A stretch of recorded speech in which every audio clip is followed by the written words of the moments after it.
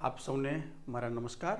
હું છું રોહિત ગોસ્વામી. સાર્થ એજ્યુકેશનમાં આપનું હાર્દિક સ્વાગત છે. કેળવણીની આ સિરીઝમાં આપણો આ નેક્સ્ટ લેક્ચર છે, જે બહુ અગત્યનો લેક્ચર છે. અગત્યનો એટલા માટે કારણ કે કેળવણીના આ ટોપિકમાં જે 10 માર્ક્સનું છે આપણે તેમાં અલગ અલગ 3 વિચારધારાઓ આપણને આપવામાં આવેલ છે, જે છે આદર્શવાદ, પ્રકૃતિવાદ અને વ્યવહારવાદ. તો આદર્શવાદ, પ્રકૃતિવાદ અને વ્યવહારવાદ આ ટોપિક ઉપર ભાગ્યે જેવી કોઈ એક્ઝામ ગઈ છે જ્યારે કોઈ પ્રશ્ન પૂછાણો નથી.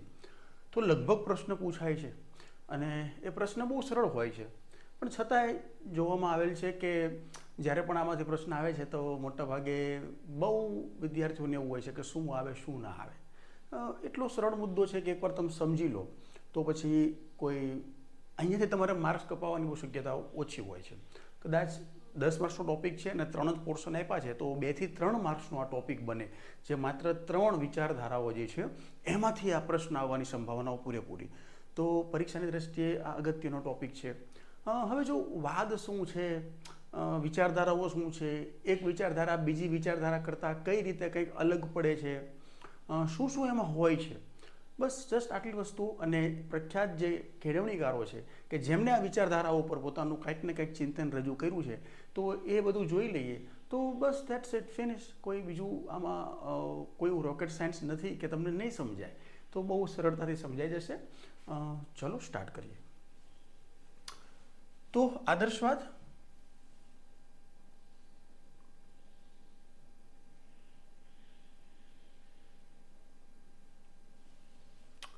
તો પહેલી વાત એ છે કે શિક્ષણની ફિલસૂફી એ આપણો એક સિલેબસનો મુદ્દો છે. શિક્ષણની ફિલસૂફી, આપણે જ્યારે કોઈ મિત્ર વાત કરતા હોય ત્યારે બહુ કહી છે એને કે ભાઈ બહુ ફિલોસોફર બની ગયો છો તું. તો શિક્ષણની ફિલસૂફી એ વળી શું? દર્શનશાસ્ત્ર જેને કહેવાય. ઘણા બધા દર્શનશાસ્ત્ર છે. તો એના માટે બેઝિક એક વસ્તુ સમજો કે કોઈ પણ એવી બાબત કે જેનો સ્પષ્ટ અને ચોક્કસ ઉત્તર સંભવ હોય, તો એ બધું બને વિજ્ઞાનનો પાઠ. અને જે વસ્તુઓ કે જે બાબતનો કોઈ સ્પષ્ટ કે ચોક્કસ ઉત્તર સંભવ નથી, એ બધી જ બાબતો બને ફિલોસોફી, દર્શનશાસ્ત્રનો ભાગ. ઉદાહરણ તરીકે તો જુઓ, દાખલા તરીકે આપણે કહીએ કે પૃથ્વીની ગોળાઈ. તો જ્યાં સુધી પૃથ્વી કેવી છે, એનો આકાર કેવો છે એ ખબર નહોતી, ત્યાં સુધી એ દર્શનશાસ્ત્રનો પાઠ હતો કે પૃથ્વી ગોળ છે, ચોરસ છે, બ્રહ્માંડનું કેન્દ્ર છે, એની ફરતે સમગ્ર બ્રહ્માંડ ફરે છે, વગેરે વગેરે. તો એમાં અલગ અલગ ઘણા બધા મત આવ્યા. પણ જેવું સાયન્ટિફિકલી પ્રૂવ થઈ ગયું કે પૃથ્વી ગોળ છે, તો હવે વિજ્ઞાન બની ગયું. એ જ રીતે કોઈ પણ ગુરુત્વાકર્ષણ બળ તો વિજ્ઞાનનો પાઠ છે, ભૌતિકશાસ્ત્ર બધું વિજ્ઞાનમાં આવે કે જેના સ્પષ્ટ નિયમ હોય, એ સિવાય બીજું કાંઈ નહીં એ રીતે. પણ ઘણી બધી વસ્તુઓ એવી છે કે જેની પાસે વિજ્ઞાનમાં પણ તેનો કોઈ ઉત્તર હોતો નથી. ઉદાહરણ તરીકે કે સત્ય શું છે?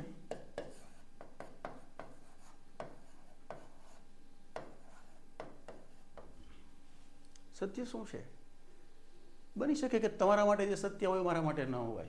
મારું સત્ય એ તમને લાગે કે ના.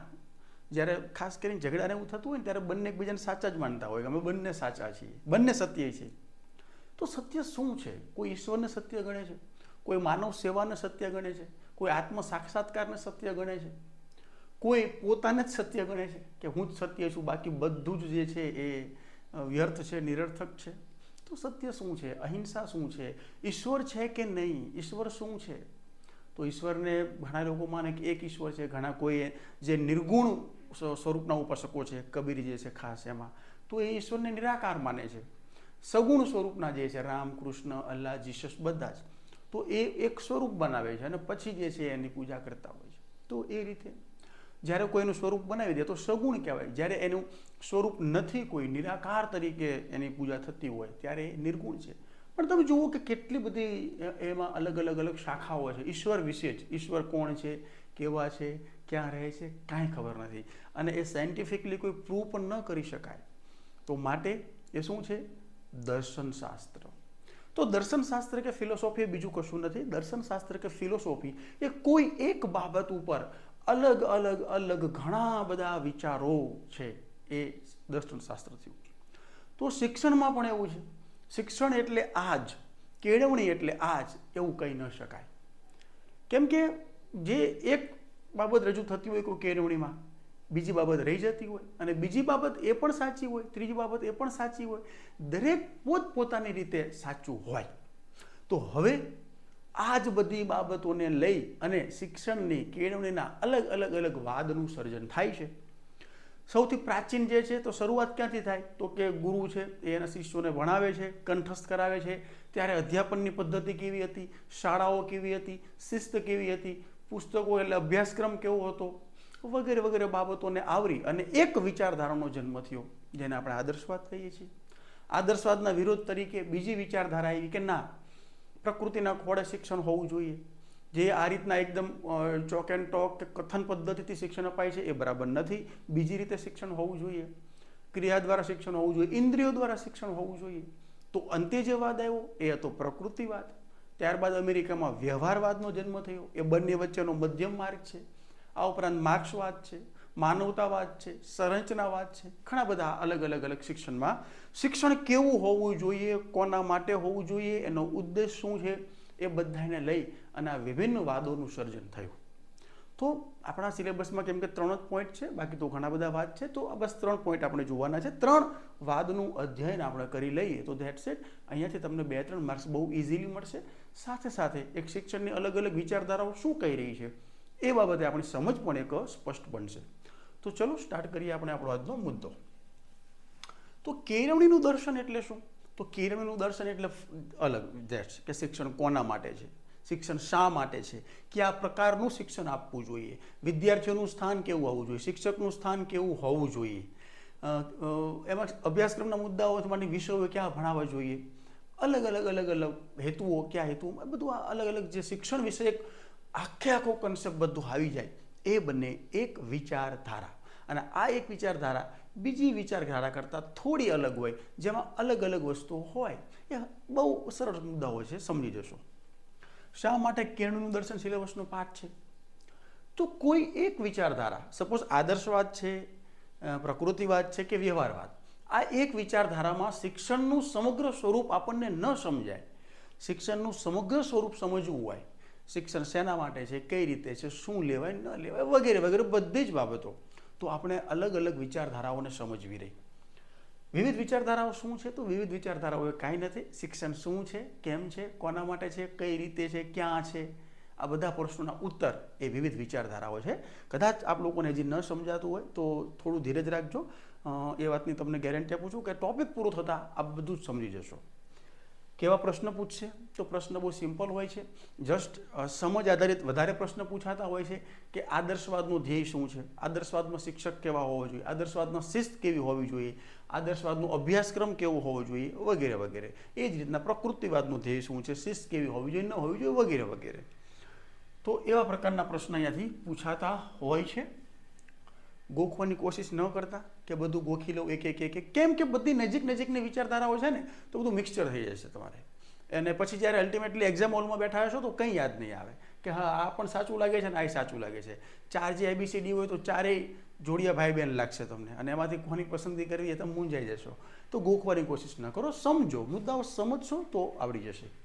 સમજ આધારિત પ્રશ્નો વધારે પૂછાય છે આ મુદ્દામાંથી, અને શિક્ષણના પરિપ્રેક્ષ્યમાં સમજવાની કોશિશ કરો, નહીં વાર લાગે. તો કેળવણીની વિચારધારા ગોખવાની કોશિશ ન કરો. શિક્ષણની વિચારધારા કોને કહેવાય છે એ તમને ખબર નથી એટલે તમે આમાં મૂંઝાવ છો. તમારું ધ્યાન માત્ર આંકડાકીય વિગતો અને વ્યાખ્યાઓ ગોખવા પર જ કેન્દ્રિત છે, એટલા બધા મુદ્દાઓ તમને અઘરા લાગે છે. તમારે બધું ગોખી લેવું છે, ફટાફટ સમજી લેવું છે, પાક્કું કરી લેવું છે, એટલે અમુક વસ્તુઓ તો તમને માર્ક્સ અપાવશે. જ્યારે એ પ્રકારના પ્રશ્નો પૂછાય, કોઈ વ્યાખ્યા પૂછાઈ ગઈ, કોઈ આંકડાકીય વિગત પૂછાઈ ગઈ, તો માર્ક્સ તમને અપાવશે.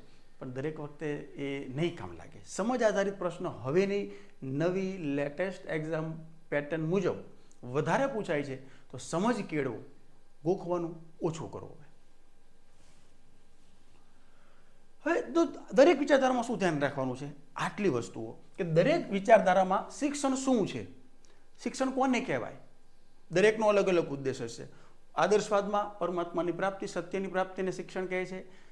પ્રકૃતિવાદમાં પ્રકૃતિને પામવાની વાત છે એને શિક્ષણ કહેવાય છે. વ્યવહારવાદમાં જે કંઈ આપણે જ્ઞાન પ્રાપ્ત કરી છે એનો વ્યવહારિક ઉપયોગ શું છે એ શિક્ષણ છે. એ રીતે અલગ અલગ વિચારધારાઓ ચાલશે. દરેકમાં કોના માટે છે શિક્ષણ, કોના માટે હોવું જોઈએ? આદર્શવાદ કહે છે કે વિદ્યાર્થીઓ માટે છે, પણ કઈ રીતે, એના જીવનમાં કઈ રીતે ઉપયોગી બનશે, સમાજ માટે કઈ રીતે ઉપયોગી બનશે, પ્રકૃતિને, પર્યાવરણને કઈ રીતે શિક્ષણ ઉપયોગી બને, એ બધી બાબત દરેક વિચારધારામાં અલગ અલગ હશે. શિક્ષણ કઈ જગ્યાએ અપાવવું જોઈએ? આદર્શવાદ કહે છે શાળામાં અપાવવું જોઈએ, પ્રકૃતિવાદ કહે છે કે ના શાળાની બહાર અપાવવું જોઈએ, વ્યવહારવાદ કહે છે કે ના પ્રોજેક્ટ મેથડથી, સમસ્યા ઉકેલ પદ્ધતિથી શિક્ષણ અપાવવું જોઈએ.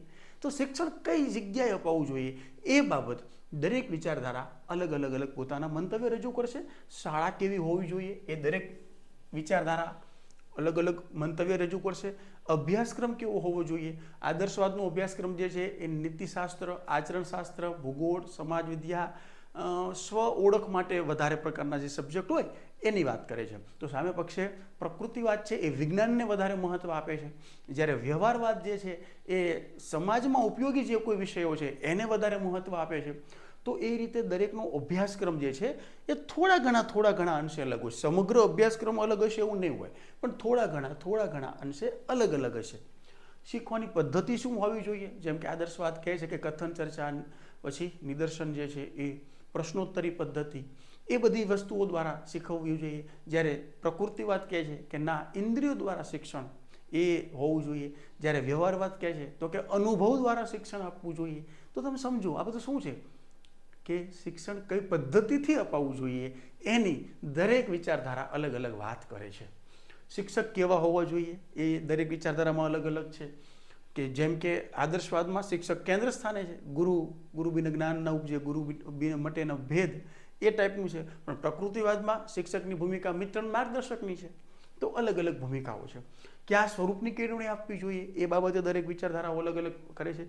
હવે આ જે કોઈ મુદ્દાઓ મેં તમને કીધા, શિક્ષણ કેવું હોવું જોઈએ, બાળકનું સ્થાન, શિક્ષકનું સ્થાન, અભ્યાસક્રમનું સ્થાન, શાળાનું સ્થાન, અભ્યાસ, આ બધી વસ્તુઓ જે છે એ વસ્તુઓ લઈને ચાલશો તો તમને દરેક વાત અથવા દરેક વિચારધારા બહુ સરળતાથી સમજાઈ જશે. દરેક વિચારધારામાં આ મુદ્દાઓ થોડા એકબીજાથી અલગ છે અને માટે એ વિચારધારા બને છે. તો હવે જ્યારે આદર્શવાદની આપણે વાત કરવી છે, આજના લેક્ચરમાં આદર્શવાદને કવર કરશું. નેક્સ્ટ લેક્ચરમાં જે છે આપણે પ્રકૃતિવાદ અને ત્યારબાદ વ્યવહારવાદ. તો 3 લેક્ચરમાં સિરીઝ આપણી ચાલશે. તો જ્યારે પણ આદર્શવાદની વાત આવે તમારે આ ચિત્રને યાદ રાખી લેવાનું છે. આ ચિત્ર આપણી ભારતીય ગૌરવશાળી જબરજસ્ત એક પરંપરાઓ છે, જે વેદકાલીન અનુવેદકાલીન પરંપરાઓ, એનું આ ચિત્ર છે. જ્યાં ગુરુ છે, ગુરુ એ કેન્દ્રમાં છે, જે કથન, વ્યાખ્યાન, પ્રશ્નોત્તર, નિદર્શન આ બધી પદ્ધતિઓથી સામે બેઠેલા પોતાના શિષ્યોને સમજાવે છે, જેનો ઉદ્દેશ જેમનો સ્વ સાક્ષાત્કાર, સ્વની ઓળખ, સત્યની પ્રાપ્તિ, ઈશ્વરની પ્રાપ્તિ છે. તો આ ચિત્ર જ્યારે પણ આદર્શવાદની વાત આવે તમારે આ ચિત્ર યાદ રાખવાનું છે. એ જ રીતના નેક્સ્ટ ચિત્ર જે છે, જ્યારે પ્રકૃતિવાદની વાત આવે ત્યારે તમારે આ ચિત્ર યાદ રાખવાનું છે. પ્રકૃતિના ખોળે જ્યાં ગુરુનું સ્થાન કેવું હશે તો કે માર્ગદર્શક અને મિત્રનું હશે. આ બધા પોતાની રીતે જ્ઞાન પ્રાપ્ત કરતા હોય છે, એ ફેસિલિટી પૂરી પાડતા હોય છે. કથન, વ્યાખ્યાન, ચર્ચા ઉપર બહુ જ ઓછો ભાર, જરૂર જણાય તો જ ફેસિલિટેટર તરીકેનું સ્થાન શિક્ષકનું હશે. આ શાંતિનિકેતનનું ચિત્ર છે અને પ્રકૃતિવાદી જે સંસ્થા છે અથવા પ્રકૃતિવાદની એક ઉત્તમ સંસ્થા શાંતિનિકેતન સંસ્થા પશ્ચિમ બંગાળની છે. તો જ્યારે પણ હવે આપણે રિલેટ કરશું, જ્યારે વાત બધું આવશે ને ત્યારે રિલેટ કરશું ચિત્રો કે તેમાં શું હતું. આ ચિત્ર યાદ રાખવાનું છે. આવું કંઈક પ્રકૃતિવાદમાં આવશે. આને વિગતે આપણે સમજશું. પ્રકૃતિવાદમાં આ વ્યવહારવાદનું ચિત્ર છે કે જ્યાં અનુભવ દ્વારા શિક્ષણ ઉપર વધારે ભાર છે. શિક્ષકનું કામ સમસ્યાઓ જસ્ટ એ જે સ્વરૂપમાં છે ને એને કઈ રીતે ઉકેલી શકાય એ રસ્તો દોરનાર તરીકેનું છે. એકદમ એક્ટિવ નહીં હોય. જે શિક્ષક જે છે એ પેસિવ મોડમાં હશે, બાળકો એક્ટિવ મોડમાં હશે. બધું કામ દ્વારા, અનુભવ દ્વારા શિક્ષણ પ્રાપ્ત કરતા હશે. તો આ વ્યવહારવાદનું ચિત્ર છે. તો આ પ્રોજેક્ટ કરી રહ્યા છે બાળક, પ્રોજેક્ટ પદ્ધતિ એમાં ખાસ આવે છે. તો આ 3 ચિત્ર છે એ તમારે યાદ રાખવાના છે અને દરેક વાત વખતે આ ચિત્રનો આપણે સહારો લઈશું. તો ચલો સ્ટાર્ટ કરીએ છીએ આદર્શવાદ. જે મિત્રો અગાઉ આ બધી વસ્તુઓ સમજી ગયા છો તો તમને બહુ જ ઇઝીલી આ બધી વસ્તુઓ સમજાતી હશે, પણ જેને હજી ખાસ સેકન્ડરી એક્ઝામ નથી આપી અને એ વખતે કોઈ તમે ન સમજ્યા હોય અથવા લેક્ચર એટેન્ડ કોઈ જગ્યાએ નથી કર્યા તો એ લોકો ખાસ ધ્યાન રાખો કે બહુ નોર્મલ ને સામાન્ય વાતો છે, કોઈ એવી અઘરું કંઈ છે નહીં. આમાં તમને બહુ સરળતાથી સમજાઈ જશે. દરેક પ્રશ્નના જવાબ પણ તમને આવડી જશે. થોડી ધીરજ સાથે આપણે આપણું શરૂ કરીએ. આદર્શવાદ સ્વરૂપ તો કે સૌથી પ્રાચીન વિચારધારા છે, કેમ કે જ્યારથી દર્શનશાસ્ત્રનો જન્મ થયો. એવું કહેવાય છે કે થેલ્સ જે છે ગ્રીક ફિલસૂફ, એને સૌ પ્રથમ પહેલી વાર આ દર્શનશાસ્ત્રને એને બધા વિચાર પોતાના રજૂ કરવાની શરૂઆત કરી. ત્યારબાદ આગળ જતા ચાલ્યું. ગ્રીસ દેશમાં જે છે સોક્રેટિસ, એને પોતાના વિચાર રજૂ કર્યા. ત્યારબાદ પ્લેટોએ રજૂ કર્યા. ત્યારબાદ એરિસ્ટોટલે રજૂ કર્યા કે ભાઈ શિક્ષણ કેવું હોવું જોઈએ, કોના માટે હોવું જોઈએ, શા માટે હોવું જોઈએ. તો માટે થઈ એ જે વિચારસરણીનો જન્મ થયો એને કહેવાય છે આદર્શવાદની વિચારસરણી, આઈડિયાલિઝમ. આદર્શ શું હોવું જોઈએ? શિક્ષણમાં બધી જ વસ્તુઓને એ આદર્શ માનીને ચાલે છે. વિચારવાદ, આધ્યાત્મિકવાદ, બ્રહ્મવાદ. એક્ઝામમાં કદાચ આવા શબ્દ પણ તમને પૂછાઈ જાય, બ્રહ્મવાદમાં આવું છે કે આધ્યાત્મિકવાદમાં આવું છે કે વિચારવાદમાં આવું છે, તો તમને એમ થાય કે આપણને તો 3 જ વાત કીધા હતા, આ બધું ક્યાંથી આવી ગયું? આ તો સિલેબસ 12મું પૂછાઈ ગયું. પણ એનું નામ છે આ ખાલી. આપણું નામ હોય ને, મહેશનું નામ મુન્નો હોય, બીજું અલગ ઘણા બધા નામ હોય, આપણને મિત્રો ઘણા અલગ નામે ઓળખતા હોય. તો એ રીતે આ આદર્શવાદના અલગ નામ છે. સૌપ્રથમ થેલ્સ દ્વારા વિચાર રજૂ કર્યો. સોક્રેટિસે રજૂઆત કરી, પણ આદર્શવાદના પિતા એ પ્લેટો હતા. પ્લેટો એક પોતાનું પુસ્તક હતું ધ રિપબ્લિક. આ ધ રિપબ્લિકમાં શિક્ષણ કેવું હોવું જોઈએ, કોના માટે હોવું જોઈએ, શિક્ષણ શા માટે, બધી વસ્તુઓ એને એમાં આવરી. તો એ ધ રિપબ્લિક પુસ્તકમાં પ્લેટોના આ વિચાર આદર્શવાદનો પાયો નાખ્યો. એની પહેલાં વિચારકો તો આવી ગયા, પણ જે પ્લેટો છે એને બહુ જ સરળતાથી સુંદર રીતે આ બધી વસ્તુઓ સમજાવી કે આદર્શવાદ શું છે. તો રિપબ્લિક પુસ્તકમાં પ્લેટો દ્વારા આદર્શવાદની પહેલી વ્યવસ્થિત રજૂઆત થઈ. માટે પ્લેટોને આદર્શવાદના પિતા કહેવાય છે. આ ઉપરાંત પ્લેટોના મેનો, ફ્રેડો, આ બધા ગ્રંથ પણ છે, એમાં પણ એને અમુક વાતો આવી. આ વાદના મતે આધ્યાત્મિક જગત ભૌતિક જગત કરતાં વધુ મહત્વ છે. હવે સમજો, આધ્યાત્મિક જગત એટલે શું? આધ્યાત્મ એટલે આત્માને લગતું. આધ્યાત્મિક જગત એટલે સત્ય, સુખ કોને કહેવાય, દુઃખ કોને કહેવાય, વિચાર શું છે, ઈશ્વર શું છે, આ સૃષ્ટિ શું છે, જીવન કોના માટે છે, આ બધી વસ્તુઓના જવાબ જે અલગ ઘણી બધી જગ્યાએથી મળે ત્યારે એને આધ્યાત્મવાદ કહેવાય, આત્માને લગતું. એવા બધા જ વિષયોના ઉપર ચિંતન કરવું કે જે આપણને અંતિમ સુખની પ્રાપ્તિ તરફ લઈ જાય. તો 2 વાત છે, એક છે ભૌતિકવાદ અને એક છે આધ્યાત્મિકવાદ. ભૌતિકવાદનો સિમ્પલ મતલબ એવો થાય કે સંસારની આ જે કોઈ નરી આંખે જોઈ શકાય એવી ભૌતિક વસ્તુઓમાં આપણે સુખ શોધવા પ્રયાસરત રહીએ. જેમ કે સરસ મજાનું એસી, સરસ મજાની ફેસિલિટી, મૂવી જોઈએ, જીવનસાથી સાથે અલગ મિત્રો, જે કોઈ આપણી ઇન્દ્રિયોથી આપણે ભોગ કરી શકીએ એ બધા જ ભોગની પ્રાપ્તિ કરી અને એમાં સુખ શોધવું. ધેટ્સ મીન્સ ભૌતિકવાદ. ભૌતિક વસ્તુઓમાંથી સુખની પ્રાપ્તિ કરવી આપણે એકદમ. પણ અધ્યાત્મવાદ શું કહે છે કે ભૌતિક સુખો નહીં, ભૌતિક સુખોમાં સુખ મળે છે નહીં, એમાં તો નિરાશા, દુઃખ ને આ બધું મળશે. તો સુખ ક્યાં મળશે? તો કે અધ્યાત્મવાદમાં મળશે. અધ્યાત્મવાદ એટલે શું? તો કે ગહન ચિંતન કરવાનું, કઈ બાબતો ઉપર, સુખ શું છે, દુઃખ શું છે, આ જીવન કોના માટે છે, શા માટે અહીંયા આપણે આવ્યા છીએ, પછી મૃત્યુવાદનું જીવન શું હશે, એ દરેક વિષય ઉપર એમાંથી અંતિમ સુખની પ્રાપ્તિ કરવી એ બધી જ વાતોમાંથી અને એક સાચી બાબત આપણને સમજાય. તો ધેટ્સ મીન્સ અધ્યાત્મવાદ. અધ્યાત્મવાદ કોઈ એક ધર્મ ઉપરનું કોઈ એવું છે નહીં કે આ ધર્મમાં અધ્યાત્મવાદ છે ને આ નથી.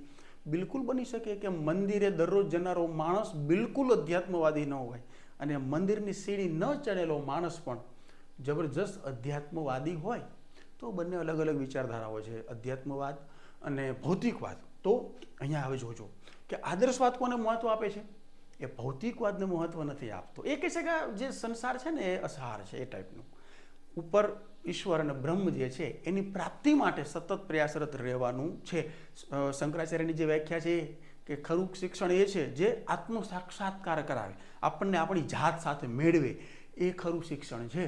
હવે આ તો બહુ હાઈ થિંકિંગવાળા બધા છે એકદમ કે પોતાની જાત કોને કહેવાય. હવે આપણે એમ થાય કે પોતાને મળવું એટલે શું વળી, આપણે તો આપણને મળતા જ હોઈએ.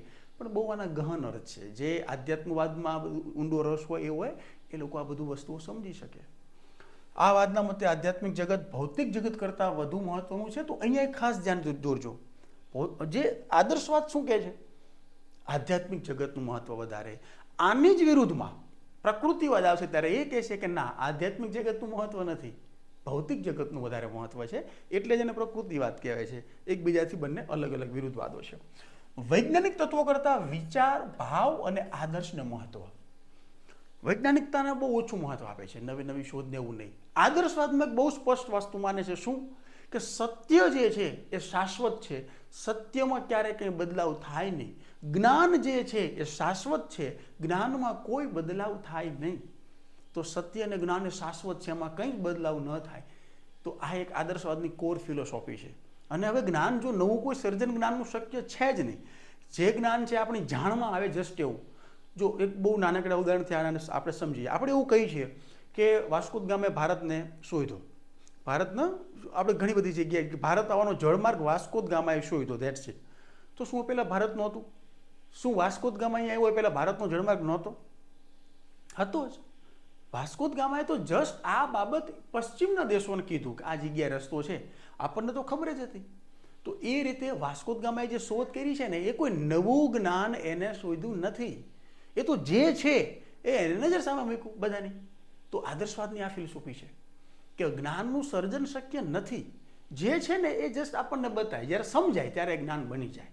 પણ જ્ઞાન તો હોય જ, એટલે નવા જ્ઞાનનું સર્જન શક્ય નથી. માટે સત્યની પ્રાપ્તિ જે કરવી હોય તો એ જ્ઞાન પ્રાપ્તિ આપણને થઈ જાય તો મળી જાય સત્ય. તો બીજું કે વ્યક્તિ કરતા વિચારને વધારે મહત્વ આપે છે. વ્યક્તિ મહત્વ નહીં, વ્યક્તિ કરતા વિચારને મહત્વ. આ એક એની કોર ફિલોસોફી છે. વ્યક્તિ ઓછો મહત્વના, વિચાર મહત્વના. જેમ કે ભગવાન શ્રી કૃષ્ણ હજારો વર્ષ પહેલા ગીતા કહી ગયા, તો આજ પણ ગીતાનું જે મહત્વ છે જબરજસ્ત છે. વ્યક્તિઓ એમ આદર્શવાદ મુજબ કહેવાય છે કે વ્યક્તિઓ અહીંયાથી સદેહ કદાચ એમનું જ્યારે મૃત્યુ થાય ત્યારે નીકળી જશે, પણ એમના વિચાર શાશ્વત હોય, એ રહી જાય. મહાત્મા ગાંધી, બાબા સાહેબ આંબેડકર, જવાહરલાલ નહેરુ, સરદાર પટેલ, સુભાષચંદ્ર બોઝ, ભગતસિંહ, દરેક વ્યક્તિને જુઓ, એમના વિચાર આજ પણ, અને જ્યાં સુધી આપણે જે છે આ બધી વ્યવસ્થાઓ, ત્યાં સુધી એમના વિચાર રહેશે. તો આદર્શવાદની આ એક પણ કોર ફિલોસોફી કે વ્યક્તિ મહત્વના નથી. શું મહત્વ છે? વિચાર મહત્વના છે. વિચારને અનંત અને અપરિવર્તનશીલ માને છે. વિચારોનું મહત્વ છે. પ્રકૃતિ ભૌતિકતા કરતા મનુષ્યને મહત્વ. આ વાત મુજબ મનુષ્ય એ ઈશ્વરનું સર્વશ્રેષ્ઠ સર્જન છે.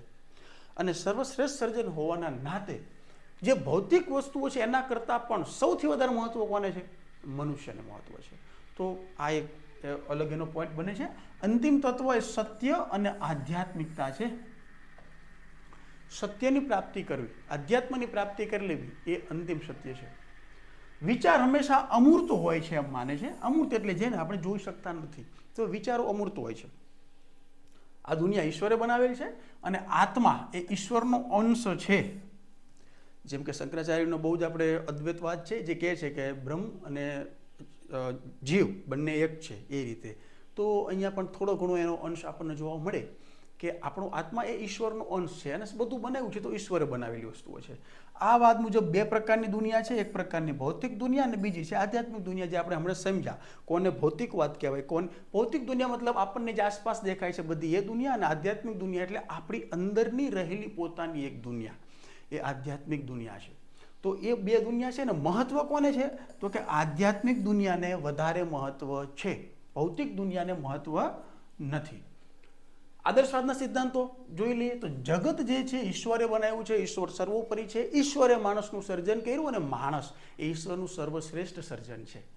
આધ્યાત્મિક જગત ભૌતિક જગતની સાપેક્ષે શ્રેષ્ઠ છે, તો આધ્યાત્મિકતાને મહત્વ આપે છે. મનુષ્ય સંસારની સર્વોત્તમ રચના છે. મનુષ્યનો વિકાસ આધ્યાત્મિક વિકાસ પર નિર્ભર છે. જો મનુષ્યનો વિકાસ કરવો હોય તો એની આધ્યાત્મિકતાનો વિકાસ કરવો પડશે, તો જ મનુષ્યનો વિકાસ થશે. મનુષ્યનો વિકાસ થશે તો સમાજનો વિકાસ થશે. સમાજનો વિકાસ થશે તો રાજ્ય, રાષ્ટ્ર, દેશનો વિકાસ થશે. બધા દેશોનો વિકાસ થશે તો સમગ્ર પૃથ્વીનો વિકાસ થશે. તો આ એની ફિલોસોફી છે. અધ્યાત્મ ઉપર એટલે વાર આપે છે. અંતિમ ધ્યેય જે આદર્શવાદનો છે, આત્માનુભૂતિ, પોતાને ઓળખ, અને સ્વ ઓળખ પણ કહેવાય. આવો શબ્દ આવે કે સ્વ ઓળખ, તો એક જ વસ્તુ છે. આત્મ સાક્ષાત્કાર, સ્વ ઓળખ, આ અલગ અલગ નથી, બધી એક જ વસ્તુઓ છે. બરાબર? એક જ વસ્તુઓ છે. આત્મ સાક્ષાત્કાર, સ્વ ઓળખ, આત્માનુભૂતિ, ઈશ્વરની પ્રાપ્તિ, આના અંતિમ ધ્યેય છે. સત્યમ શિવમ સુંદરમની પ્રાપ્તિ કરવી. દરેક જગ્યાએ સારી વસ્તુઓ જોવી, સારી વસ્તુઓને સમજવી, જે કોઈ વસ્તુ સારી છે એને પોતાની અંદર ગ્રહણ કરવી, આ બધી વસ્તુઓ અહીંયા આવશે. નૈતિક આચરણ ઉપર ખાસ ભાર આપે છે. આ એક અત્યારના બહુ જરૂરી વસ્તુ કે નૈતિક આચરણ એ આદર્શવાદની ફિલોસોફીનો કોર પાયો છે. નીતિમાન સમાજ બને, નીતિવાન વ્યક્તિ બને એ આદર્શવાદ ખાસ ભલામણ કરે છે. આદર્શવાદના ઉદ્દેશ શું છે? તો કે ઈશ્વર અને આત્માને ઓળખો, શારીરિક માનસિક વિકાસ ઉપર ખાસ ફોકસ છે. શારીરિક, માનસિક, સામાજિક, સામાજિક બધા વિકાસની વાત આદર્શવાદ કરે છે. નૈતિક અને ચારિત્રના વિકાસ ઉપર ખાસ ભાર છે. શ્રેષ્ઠ નાગરિકોનું નિર્માણ કરવું જેથી શ્રેષ્ઠ સમાજ બને. બુદ્ધિ અને વિવેક શક્તિનો વિકાસ કરવો. દરેક વ્યક્તિની બુદ્ધિ અને વિવેક શક્તિ વિકસશે તો ઓટોમેટિક એક સમાજ વ્યવસ્થા સારી બનશે. તો એ વાત કરે છે. હવે જો એક વસ્તુ અહીંયા ખાસ કે કોઈ એક ચિંતકે દરેક વાદ ઉપર પોતાના વિચાર રજૂ કર્યા હોય તો એક ચિંતક કોઈ એક જ વાતમાં આવે એવું નહીં બને. ઉદાહરણ તરીકે મહાત્મા ગાંધીજી તો એ આદર્શવાદમાં પણ આવશે, પ્રકૃતિવાદમાં પણ આવશે અને વ્યવહારવાદમાં પણ આવશે, દરેક જગ્યાએ આવશે. તો દરેક ચિંતકોએ પોતાની રીતે અલગ જે વિચારો રજૂ કર્યા છે એમાં વિવેકાનંદ, મહર્ષિ ઘોષ, સર્વપલ્લી રાધાકૃષ્ણન, ગાંધીજી, વિનોબા ભાવે, શંકરાચાર્ય એ આદર્શવાદ ઉપર વિચારો રજૂ કરનારા અગત્યના મહાનુભાવો છે. પશ્ચિમી ચિંતકોમાં પ્લેટો, એરિસ્ટોટલ, અહીંયા રૂસો નહીં આવે, આ ખોટું લખાઈ ગયું છે, સ્પેન્સર, ફ્રોબેલ, આ બધા જે છે એને આદર્શવાદ ઉપર પોતાના વિચાર રજૂ કર્યા. વિશેષતા વસ્તુ કરતાં વિચારને મહત્વ, આધ્યાત્મિક સત્ય અને મૂલ્યોમાં વિશ્વાસ ધરાવે છે. વ્યક્તિત્વના વિકાસને મહત્વ વધારે આપે છે આદર્શવાદ. આત્મા અને મનને વાસ્તવિક ગણે છે. એમના મુજબ આત્મા હોય, મન હોય, ઈશ્વર છે. આ જ બધી વસ્તુઓ પ્રકૃતિવાદમાં ઉલટાઈ જશે. શારીરિક વિકાસ, નૈતિક વિકાસ, બૌદ્ધિક અને માનસિક વિકાસ અને આધ્યાત્મિક વિકાસ પર ખાસ ભાર મૂકે છે. હવે જ્ઞાન પ્રાપ્ત કરવું હોય તો કઈ રીતે જ્ઞાન પ્રાપ્ત થાય? એટલે એક શિક્ષકે વિદ્યાર્થીઓને જ્યારે જ્ઞાન આપવાની વાત આવે તો કઈ રીતે એક શિક્ષક વિદ્યાર્થીઓને જ્ઞાન આપી શકે અથવા વિદ્યાર્થીઓ કઈ રીતે જ્ઞાન પ્રાપ્ત કરી શકે એ બાબત. તો કે જ્ઞાન અમૂર્ત અને પૂર્વ નિર્મિત છે. પહેલી વસ્તુ આ. નવા જ્ઞાનનું સર્જન શક્ય નથી આવું આદર્શવાદ દ્રઢપણે માને છે. તો જ્ઞાન પૂર્વ નિર્મિત છે, નવું જ્ઞાન સર્જન શક્ય નથી. ગુરુ એ જ્ઞાનનો મુખ્ય આધાર છે. ગુરુનું સ્થાન કેન્દ્રમાં છે. હવે તમને મજા આવી છે કે હા, ગુરુનું સ્થાન તો એકદમ સેન્ટ્રલમાં જ હોવું જોઈએ. સરસ મજાની શાળા હોવી જોઈએ, સરસ મજાનો પગાર હોવો જોઈએ, બધું એકદમ ફેસિલિટી જોરદાર હોવી જોઈએ. ગુરુ ગોવિંદ દોનો ખડે કિસકો લાગુ પાય, બલિહારી ગુરુ આપકી મુझे ગોવિંદ દિયો બતાય. પણ એ માટે ગુરુ એવા હોવા જોઈએ જે ગોવિંદ કરતાંય અગત્યના હોય. ગુરુ પછી 11 વાગ્યાનો ટાઈમ હોય, 12 વાગે આવતા હોય, 5 વાગ્યાનો ટાઈમ હોય, 4 વાગે નીકળી જતા હોય, આવીને વોટ્સઅપ, ફેસબુક અને ઇન્સ્ટાગ્રામમાં રીલ જ બનાવતા હોય બેઠા બેઠા, તો પછી એ ગુરુ માટે કોઈ ગોવિંદને ન છોડે. બરાબર? તો હવે ગુરુની વ્યાખ્યા છે ને બહુ વિશાળ છે. હમણાં જ ગુરુ પૂર્ણિમા ગઈ છે. તો ગુરુ બનવું એ સહેલી વસ્તુ નથી. ગુરુ બનવું એ કઠિન તપ જેવું કામ છે. જો બની શકાય તો બનજો આપ બધા એક બહુ સારા ગુરુ. અહીંયા ગુરુ એ મુખ્ય આધાર છે બાળકના જીવનનો, વિદ્યાર્થીના. આજ પણ ઘણી બધી રીતે ભારતીય શિક્ષણ પ્રણાલીમાં ગુરુનું સ્થાન જબરજસ્ત છે. આપણે ગુરુને એક બહુ આદર્શ સ્થાન આપ્યું છે. પણ ગુરુએ કંઈ કરવું જ નથી ને પછી એક્સપેક્ટેશન રાખે કે આવું માન સન્માન મળે તો એ સંભવ નથી. હમણાં એક આ વોટ્સઅપમાં બધે આ બહુ એક ફરતું હતું કે ઇટાલીની કોર્ટમાં અમે ગયા અને શિક્ષક આવ્યા ને એની ઉપરનો કેસ હતો તો બધા ઊભા થઈ ગયા ને જજે ઊભા થઈ ગયા કે teachers in the course please stand up all, ને બધા ઊભા થઈને અભિવાદન કર્યું કે ઓહો આવો આવો શિક્ષક પધાર્યા છે. ઊભા રહ્યા. જ્યારે જાણ્યું પહેલાં જજે તો એને કીધું કે ના ના શિક્ષકથી થઈ છે ભૂલ, તો ઇટ્સ ઓકે, ચલો નાનો મોટો ફાઇન આપીને જવા દો. જાપાનમાં આવું મહત્વ છે ને પહેલા દેશમાં આવું મહત્વ છે ને આમ છે ને તેમ છે ને ફિનલેન્ડમાં શિક્ષકો આવા છે ને અહીંયા બહુ સમાજ એને માને છે ને ધેટ્સ ઇટ. આવું એક મેસેજ ફરતો હતો. અને પછી એમનો શું રહેવો હતો કે આપણા સમાજમાં શિક્ષકનું કંઈ માન સન્માન જ નથી રહ્યું. તો શું આ માન સન્માન કંઈ માગે મળે કે ભાઈ અમને માન સન્માન આપો, અમને માન સન્માન આપો? તમને માન સન્માન જોતું હોય તો માગવાથી મળશે? એમને એમ કે ભાઈ મને માન સન્માન આપો એમ મળે? એના માટે કામ કરવું જોઈએ. એ દેશના શિક્ષકો કયા લેવલના હશે, એ દેશના શિક્ષકોએ પોતાની સમાજ વ્યવસ્થામાં શું યોગદાન આપ્યું છે, ત્યારે એમનું સ્થાન છે. આપણે કરવું કંઈ નથી, રાડો પાડવી છે, બૂમબરાડા કરવા છે. હા, એ બધા જ શિક્ષકોને સતત વંદન, જે બહુ જ જબરજસ્ત કામ કરી રહ્યા છે. હાલમાં જ 2-3 વિડીયો જોયા. શિક્ષકની બદલી થતાં આખી શાળા રડતી હતી.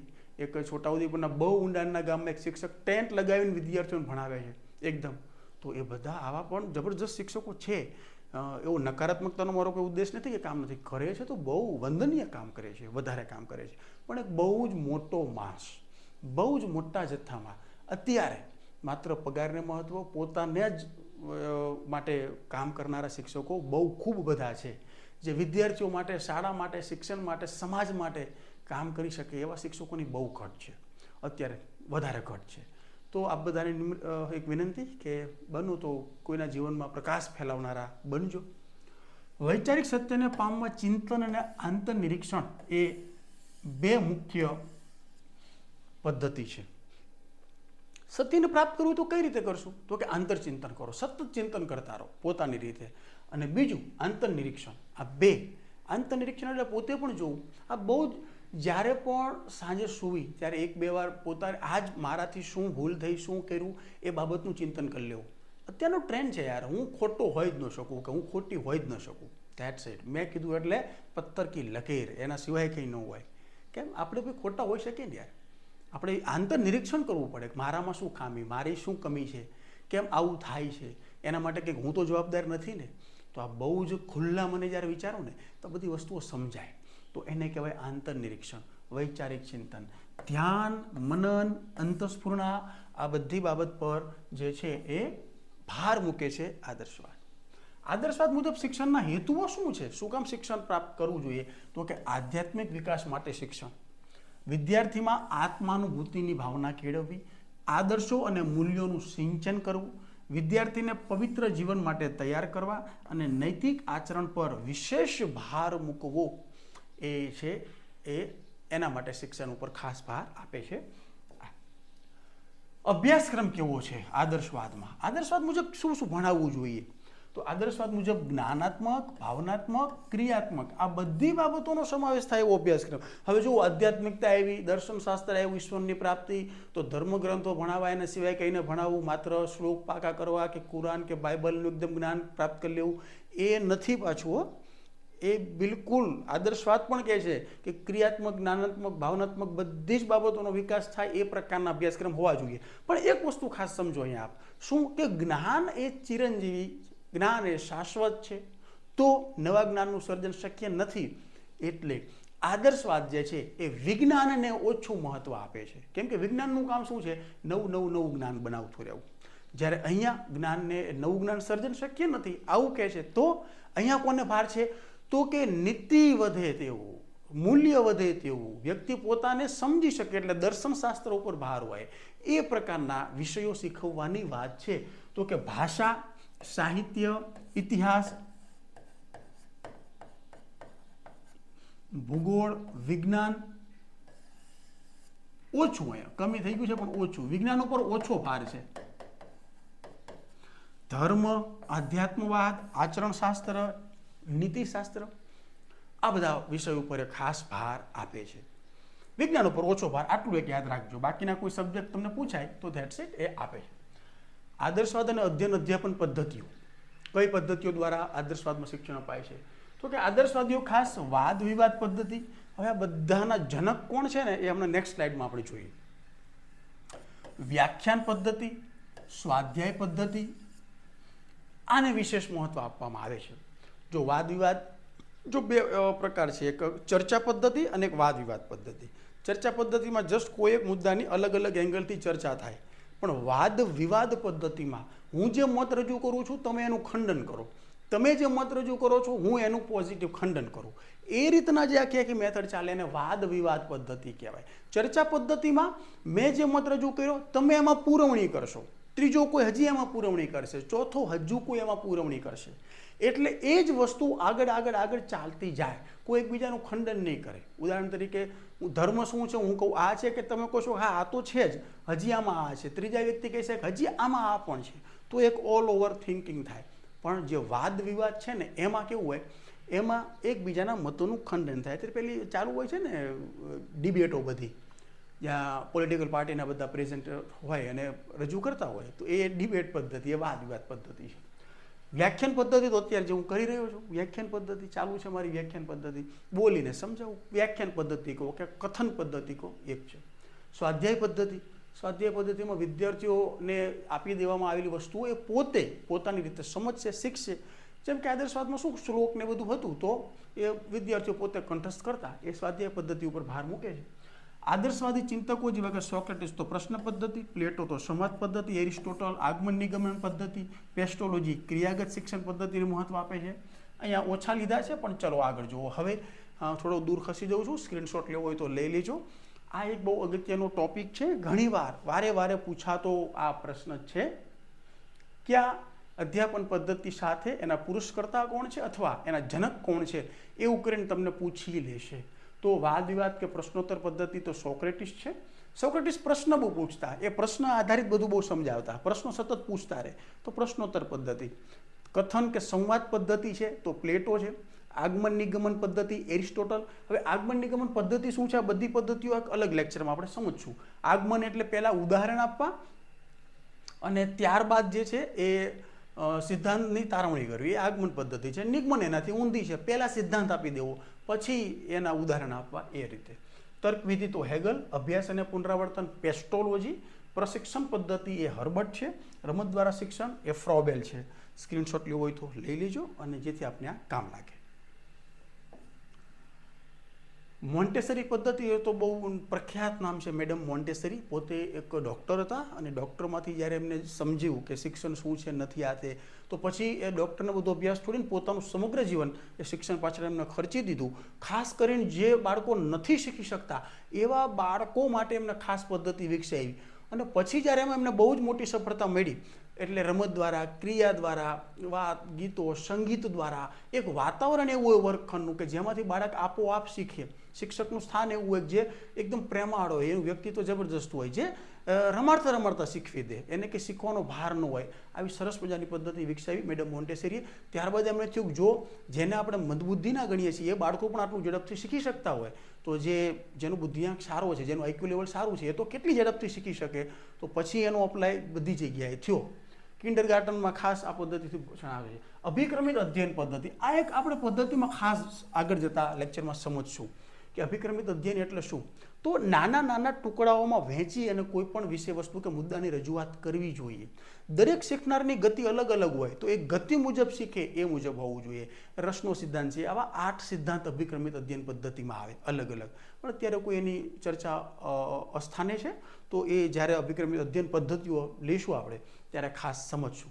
પણ એમાં 2 છે. જો પ્રશાખા અભિક્રમિત અધ્યયન હોય તો નોર્મન કાઉડર, અને જો રેખીય હોય તો BF સ્કિનર. આ BF સ્કિનરનું નામ હવે તમે કહો સાહેબ એક કંઈ ન હોય, ખાલી એટલું કીધું હોય કે અભિક્રમિત અધ્યયન પદ્ધતિના જન્મદાતા કોણ, તો BF સ્કિનર.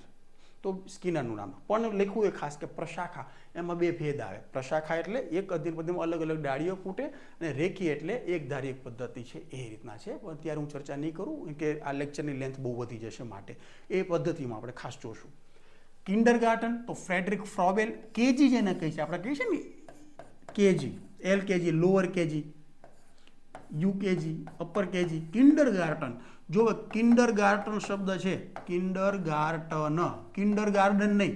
ઘણા આવું લખે છે કિન્ડરગાર્ટન. આવું ક્યાંય બોર્ડ માર્યું હોય જોઈજો, અને એને જઈને કહેજો કે આ ભાઈ તું ખોટું લખશ. કિન્ડરગાર્ટન નો આવે, ગાર્ડન નથી, કિન્ડરગાર્ટન શબ્દ છે. પ્રોજેક્ટ પદ્ધતિ તો જ્હોન ડુઈ, એ પણ એક ખાસ સમજવાની છે. સંશોધનાત્મક પદ્ધતિ જેરોમ બ્રુનોઈ. અવલોકન પદ્ધતિ આલ્બર્ટ બાંડુરા. અધ્યાપન પદ્ધતિ વૈજ્ઞાનિક શોધ પદ્ધતિ તો ગુડવાર અને સ્કેટ્સ. માઇક્રો ટીચિંગ જે એ તો પદ્ધતિ કરતાં એક આખું છે, અલગ વસ્તુ છે, પણ એમાં એલન ડ્વાઇટ નામ આવશે. સમવાય પદ્ધતિ તો બાપુ ગાંધીજી. નિદર્શન પદ્ધતિ હર્બર્ટ સ્પેન્સર, અને હ્યુરિસ્ટિક પદ્ધતિ તો H.E. આર્મસ્ટ્રોંગ. હ્યુરિસ્ટિક પદ્ધતિ શું છે અને કઈ રીતે છે ને, એ અગત્યનું છે. આ પદ્ધતિઓ મેથડમાં બહુ જ ઉપયોગી અગત્યની પદ્ધતિઓ છે. મેથડના તમને અઢળક પ્રશ્નો અહીંયાથી પૂછાતા રહે છે. જેમ કે સાયન્સવાળાને પૂછો, આઈ થિંક કે વૈજ્ઞાનિક શોધ પદ્ધતિ શું છે, સંશોધન અભિગમ શું છે, એવો આઈ થિંક એવો કંઈ પ્રશ્ન હતો એમને જે મેથડમાં પૂછાણો આ વખતે. તો આ બધી પદ્ધતિઓ, એના જનક તો આ છે, પણ આ બધી પદ્ધતિઓમાં શું આવે, એ પદ્ધતિની ફાયદાઓ શું છે, એનું સ્વરૂપ શું છે, એની મર્યાદાઓ શું છે, એ પદ્ધતિનો ઉપયોગ કયા વિષયમાં કરી શકાય, એ બધી જ વસ્તુઓ તમે ક્લિયર કરો તો તમારા મેન્સનું આખું પરફેક્ટ બની જાય. તો આ દરેક પદ્ધતિઓને સમજવી રહી. દરેક પદ્ધતિની મર્યાદા છે, દરેક પદ્ધતિના સ્ટ્રોંગ પોઈન્ટ છે, કે આ વિષયમાં આપવામાં આવે એ જરૂરી હોય, શિક્ષકે કઈ બાબતો. તો એ જ્યારે મેન્સની તમારી સિરીઝ આવશે ત્યારે એકવાર હું આ બધી જ મેથડ એક ટોપિક લઈ અને એક ટોપિકમાં શું આવે ત્યારે એની વિગતે બહુ ચર્ચા કરશું, જેથી તમારી કોમન મેથડ છે એ બહુ જોરદાર થઈ જાય. તો ઓકે, તો આ 3 સ્લાઇડમાં જે કોઈ પદ્ધતિઓ છે એ ખાસ નોટ કરી લેજો અને તમારે એકદમ જબરજસ્ત એને તૈયાર કરવાની છે, કેમ કે પ્રિલિમ્સમાં પણ બહુ ઇઝીલી તમને પ્રશ્ન વારે વારે પૂછાતા હોય છે. હવે તમને મજા આવી વાત, શિક્ષકનું સ્થાન બહુ જ કક્ષાનું છે. ગુરુ જે છે આદર્શવાદના કેન્દ્રમાં છે, તેણે વિદ્યાર્થીઓ સમક્ષ આદર્શ વ્યક્તિત્વ રજૂ કરવાનું હોય છે. આદર્શવાદ અને શિસ્ત. આદર્શવાદીઓ બાળકમાં ચારિત્ર ઘડતર, આત્મ સાક્ષાત્કાર, નીતિ, સદાચાર જેવા ગુણો માટે અહીંયા વળી એક ખાસ કડક શિસ્તની હિમાયત કરે છે કે સીધો ન બેહો તો એક ઠોકી દેવાની, બેસ સીધો, નથી અકડો બેહતો. કડક શિસ્ત એટલે જે ગુરુ કહે છે એ જ રીતના બધાએ પોતાનું જે કંઈ કાર્ય કરે છે એ કરતા રહેવાનું છે. ગુરુ કહે એ સિવાય કાંઈ નહીં. તો કડક શિસ્તની હિમાયત કરે છે આદર્શવાદ. આદર્શવાદમાં શાળા કેવી હોવી જોઈએ? તો શાળાનું વાતાવરણ પ્રભાવશાળી હોવું જોઈએ. શાળામાં જેમ જેમ ચારિત્ર ઘડતર થતું જાય તેમ તેમ શિસ્ત બાબતે સ્વતંત્રતા આપવાની હિમાયત કરે છે.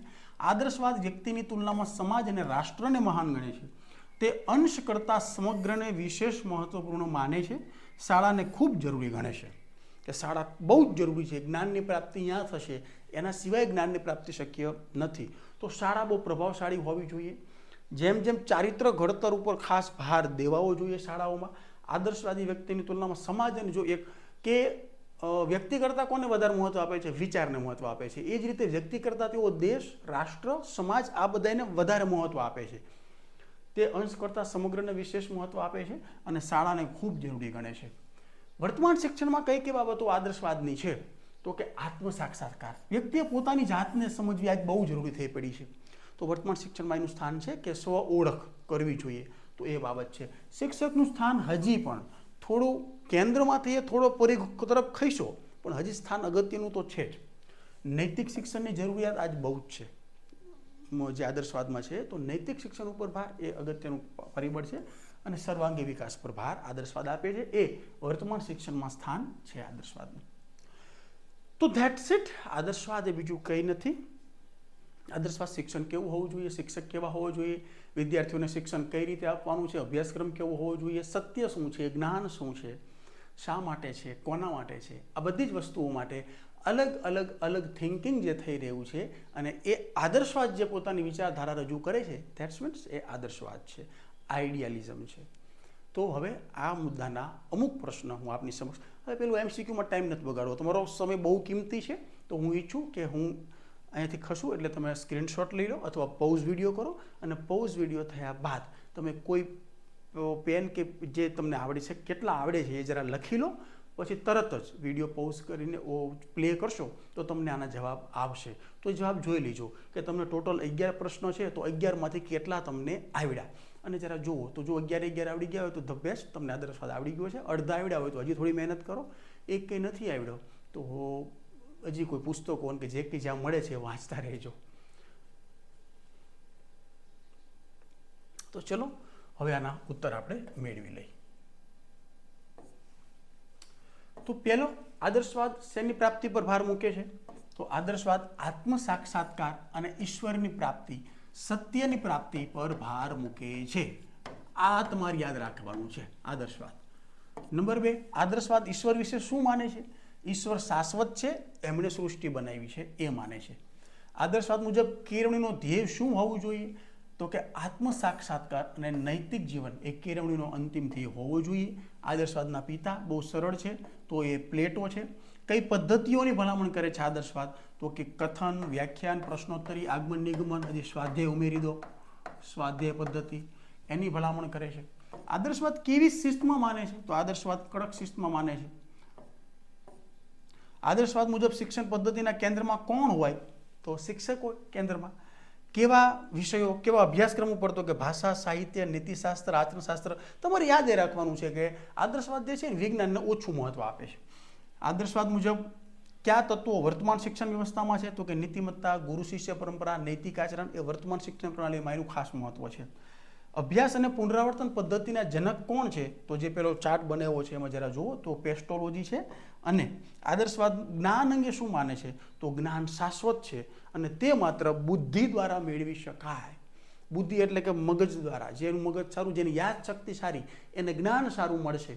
તો આદર્શવાદ જ્ઞાન જે છે એવું માને છે કે જ્ઞાન જેનું મગજ સારું એને વધારે એટલે કે બુદ્ધિ મગજને વધારે મહત્વ આપે છે. બીજી કોઈ ઇન્દ્રિયો હાથ પગ મતલબ ક્રિયાને એવું તો કંઈ આવતું નથી. તમે જુઓ અહીંયા રમત દ્વારા શિક્ષણ નથી, ઇન્દ્રિયો દ્વારા શિક્ષણ નથી, અનુભવ દ્વારા શિક્ષણ નથી. એ તો પછીના વાત થયા ને. આ તો સૌથી પ્રાચીન વિચારધારા છે, બહુ જ ઈસવીસન પૂર્વેની વિચારધારા છે. તો એ વખતે શિક્ષણનું કંઈક સ્વરૂપ આવું હતું.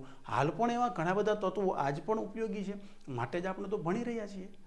તો ચલો મિત્રો, આદર્શવાદ પૂરતું આવું 45 મિનિટનો આ લેક્ચર થયો છે. આઈ થિંક તમને આદર્શવાદ સાથે સાથે અલગ અલગ વાત હવેના 2 લેક્ચર જે છે એ પ્રકૃતિવાદ અને વ્યવહારવાદ ઉપર રહેશે.